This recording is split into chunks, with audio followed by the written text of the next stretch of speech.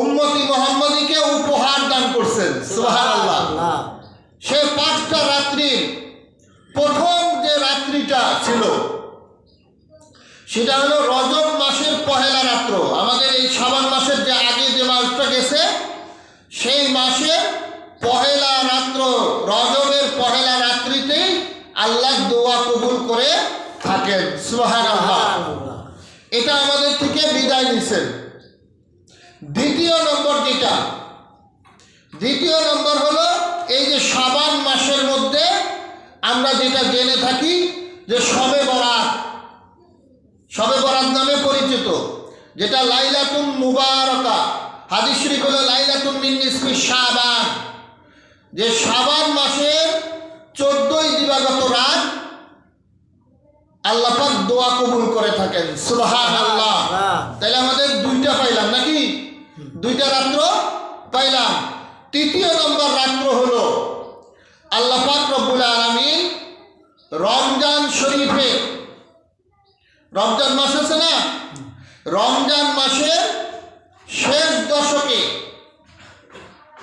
শেষ 10 দিনের মধ্যে বেজর রাত্রি, যেটা লাইলাতুল কদর, লাইলাতুল কদরের রাত্রিতেও আল্লাহ পাক দোয়া কবুল করে থাকেন। সুবহানাল্লাহ। তাহলে কয়টা পাইলাম? 3টা।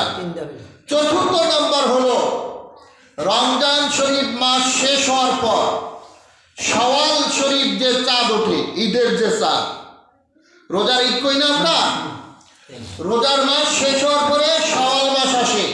শাওয়াল মাসের চাঁদ দেখার পরে যে রাত, এই রাত্রিতেও আল্লাহ দোয়া কবুল করে থাকেন। সুবহানাল্লাহ। তাহলে কয়টা গেল? 4টা গেল।